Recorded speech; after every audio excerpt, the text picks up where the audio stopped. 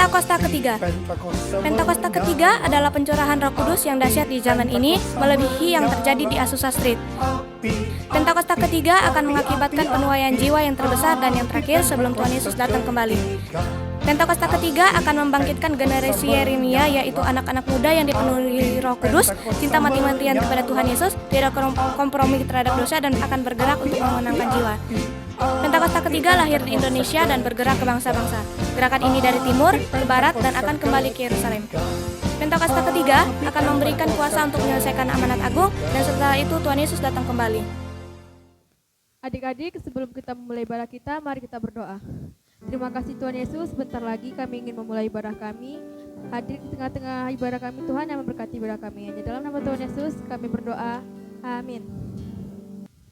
Shalom adik-adik. Shalom. Mari kita nyanyikan lagu Allah itu baik. Musik.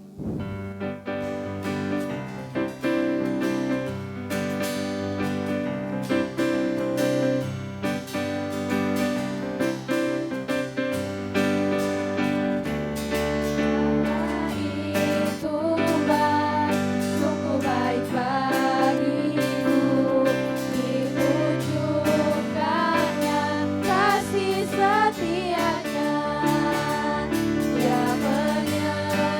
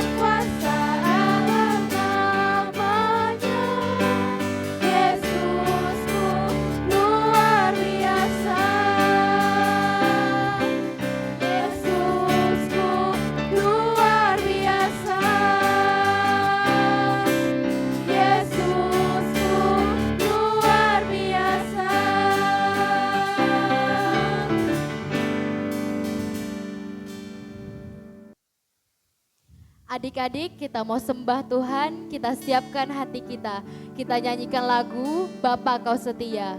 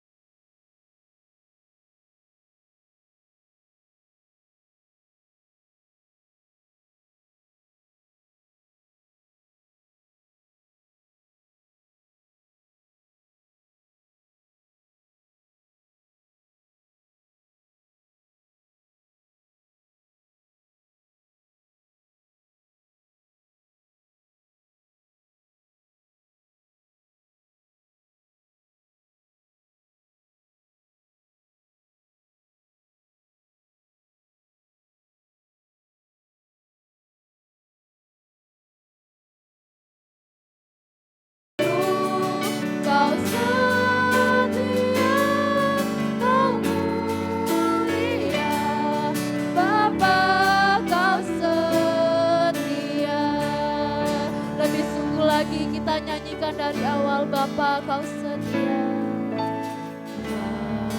Bapa Kau setia.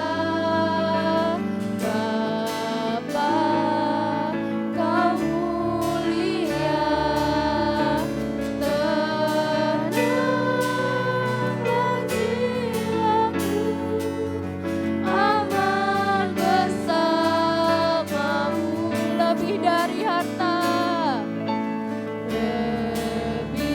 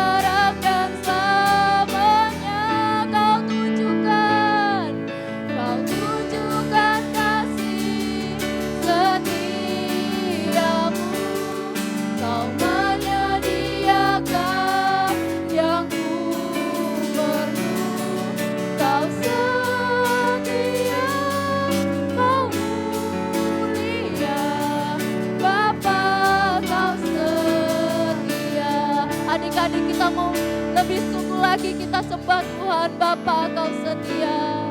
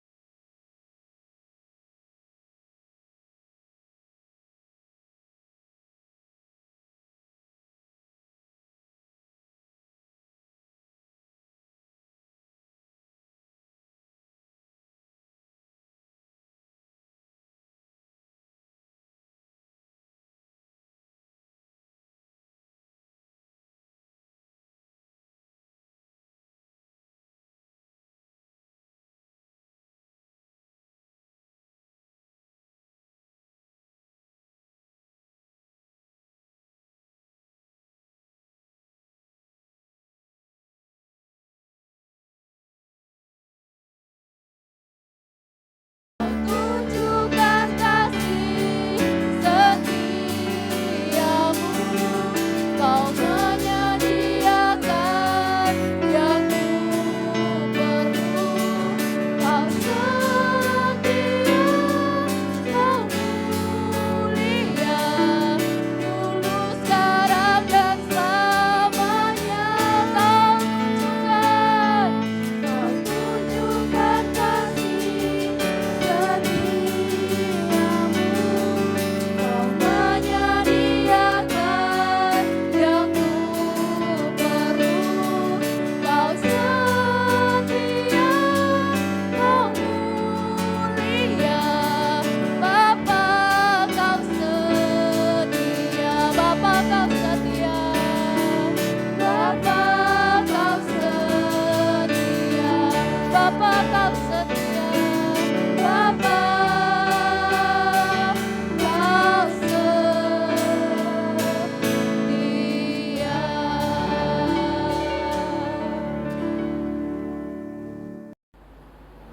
Adik-adik, saat ini kita akan dengar firman Tuhan. Mari kita berdoa. Tuhan Yesus, terima kasih untuk hari ini kami mau dengar firman Tuhan.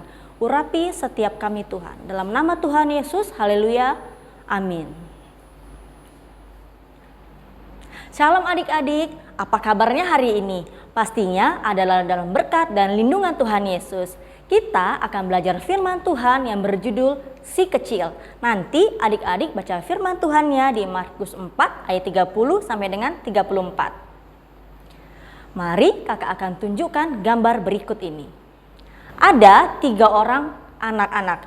Menurut kalian nih, siapa yang terbesar dari ketiga anak-anak itu? Pastinya yang paling besar, Kak.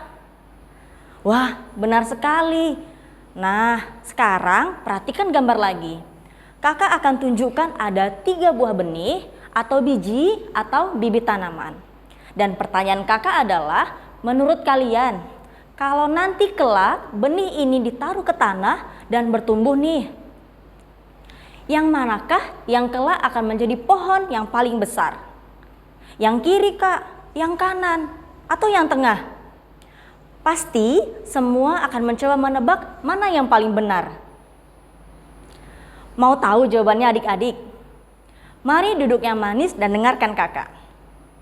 Adik-adik, kita kenalan dulu dengan 3 benih atau biji atau bibit tanaman. Yang ini adalah benih kacang merah. Katakan bersama kakak, kacang merah. Kemudian benih yang ini adalah benih kacang hijau. Katakan bersama kakak, kacang hijau. Dan yang terakhir adalah biji sesawi. Apa adik-adik? Biji sesawi, bukan biji sawi ya, tapi biji sesawi. Bahasa Inggrisnya mustard seed. Nah, apa itu biji sesawi, Kak? Biji sesawi ini merupakan jenis rempah-rempah atau bumbu masakan. Dia juga bisa dibuat pasta atau menjadi minyak saat diperas bijinya. Dan lihat bentuknya. Wah, kecil sekali biji sesawi ini. Biji sesawi hanya 1 mm saja panjangnya. Ukurannya kurang lebih seukuran sebutir pasir. Adik-adik tahu pasir kan? Nah, biji sesawi sekecil dan sehalus itu. Biji ini yang paling kecil di antara segala jenis benih yang ada di bumi. Ingat adik-adik, paling kecil. Terus apa yang terjadi kemudian? Biji kecil mana bisa tumbuh besar, mengganggu dan buang-buang waktu saja nanam biji ini. Bikin repot. Udahlah, dibuang saja. Kira-kira demikianlah pendapat beberapa orang. Kakak ulangi, pendapat dari beberapa orang tentang biji sesawi. Kecil sekali, mengganggu dan buang-buang waktu untuk mengerjakannya. Bikin repot saja, dan lebih baik dibuang saja. Adik-adik, kira-kira demikianlah juga pendapat beberapa orang yang suka merendahkan anak-anak kecil. Anak-anak masih kecil, suka mengganggu, bikin repot orang, suka bikin susah orang, buang-buang waktu untuk memperhatikannya. Tapi, kira-kira bagaimana ya pendapat Tuhan Yesus tentang biji yang terkecil ini? Terus, bagaimana juga pendapat Tuhan Yesus tentang anak-anak yang masih kecil ya? Mau tahu? Mari kita lihat. Perhatikan adik-adik, kakak tunjukkan sesuatu nih. Mari kita lihat kebun sayuran. Dan kakak mau menanam ketiga benih sayuran tadi. Ada kacang merah, kacang hijau, dan biji sesawi. Ditanam, disiram, tapi Tuhan yang memberi pertumbuhan. Tuhanlah yang membuat semua tanaman ini bertumbuh. Coba adik-adik tebak, yang manakah yang nanti akan menjadi pohon yang terbesar di antara ketiga benih itu? Adik-adik pasti penasaran ya? Coba lihat. Eng-eng. Kita lihat satu persatu. Mana yang nanti paling besar tumbuhnya ya? Pasti yang ini nih, biji kacang merah. Mari kita lihat adik-adik. Ini adalah tanaman kacang merah. Tanaman kacang merah tergolong dalam tanaman semak merambat yang membutuhkan penyangga ketika tumbuh. Kacang merah tumbuh dengan memiliki tinggi sekitar 3,5 meter hingga 4,5 meter. Bisa sampai tinggi, tapi ingat, dia membutuhkan penyangga untuk tumbuh, tidak berdiri sendiri. Nah, mari kita lihat tanaman selanjutnya. Kita lihat bagaimana dengan biji kacang hijau. Ini adalah tanaman kacang hijau. Tanaman kacang hijau berbatang tegak dengan ketinggian sangat bervariasi antara 30 sampai dengan 100 cm tergantung varietasnya atau jenisnya. Jadi nggak tinggi-tinggi amat ya tanaman kacang hijau ini. Kita udah lihat bagaimana hasil dari biji kacang merah dan kacang hijau. Sekarang bagaimana dengan biji sesawi ya? Bijinya sangat kecil, bahkan paling kecil daripada segala jenis benih yang ada di bumi. Ingat adik-adik, berapa besarnya biji itu? Biji sesawi hanya 1 mm saja panjangnya. Bagaimana dengan tanamannya ya? Pasti kecil ya? Atau sebaliknya? Inilah tanaman biji sesawi. Setelah beberapa bulan, benihnya dapat tumbuh menjadi seperti pohon, tingginya bisa mencapai 4,5 meter dan tangkainya sebesar setebal lengan manusia. Di firman Tuhan katakan, tetapi apabila ditaburkan, benih itu tumbuh dan menjadi lebih besar daripada segala sayuran yang lain. Ingat, menjadi lebih besar daripada segala sayuran yang lain dan mengeluarkan cabang-cabang yang besar.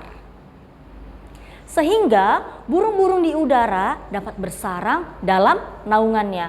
Yang tadinya ukurannya 1 mm bisa menjadi 3000 mm atau 3 meter bahkan lebih lagi.